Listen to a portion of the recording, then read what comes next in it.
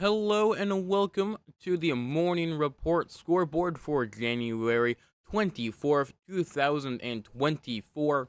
I am Zach Beamish, and let's get started nice and quick with the NHL scores from yesterday. Starting with Dallas defeating Detroit by a score of 5-4. Roope Hintz with 2 goals and 3 points in that game. Wyatt Johnston had 3 assists as Dylan Larkin had a goal and 2 assists in the loss for the Red Wings.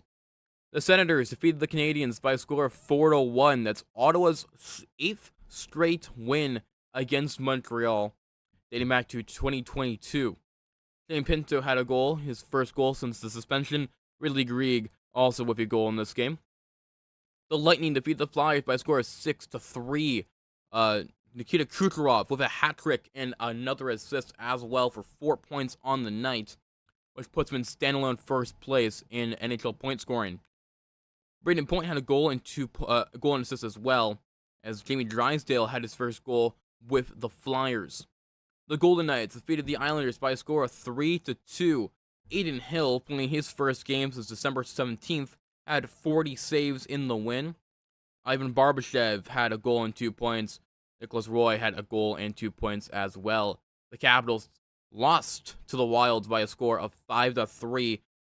Johansson with 2 goals. Eriksson Ek had a goal and 2 points, as Philip Gustafsson had 31 saves in the win for Minnesota.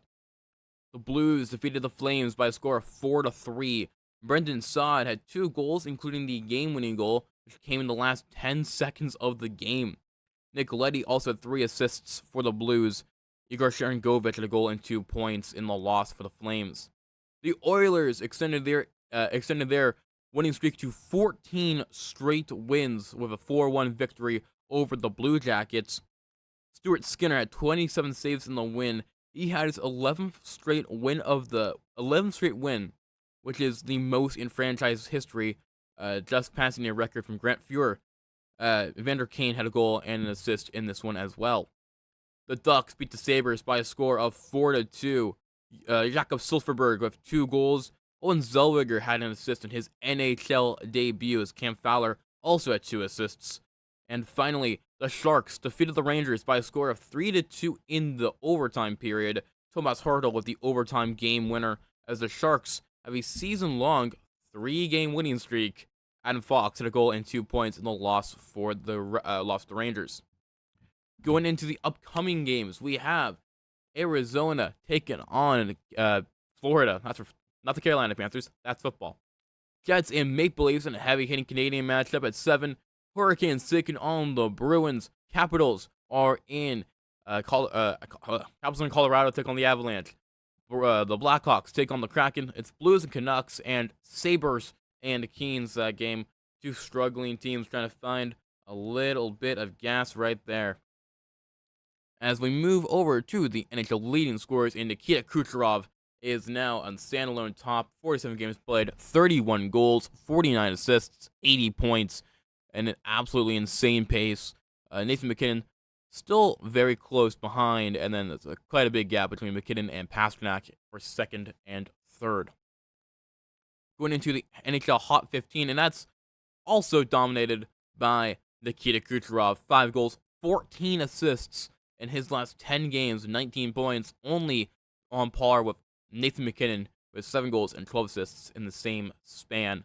So the 2 top point getters in the league have been the 2 top point getters in the last stretch here of games.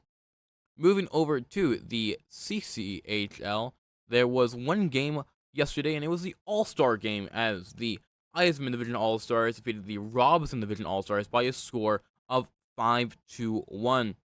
Alex Fournier of the Hawkesbury Hawks had 2 goals. Ethan Montroy of the Cornwall Colts had a goal and 2 points for the Eisman Division. Connor Shibley played the first half of the game.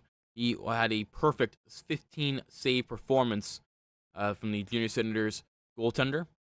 As we move over now to the upcoming game today in the CCHL, Rockland taking on Pembroke at 7:30. Which, if you look at the CCHL standings right now, Rockland still kind of in the mix there. They're only a game behind Cornwall with a game to go. They're trying to tie Cornwall there, the second spot of the division. Meanwhile, Pembroke is in fourth place, second last, fifth place. That's fifth place in the Robinson division.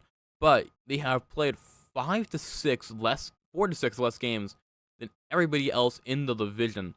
So definitely 35 points, a little bit of a misnomer right there. Have struggled in their last 10, but they definitely have quite a bit of run room. They have a long way to go. That's what I'm trying to say. With that, and me not be able to say full sentences, I think we're gonna call it a day here. Thank you so much for watching the Scoreboard, your morning report for January 24th, and I hope to see you again here tomorrow morning.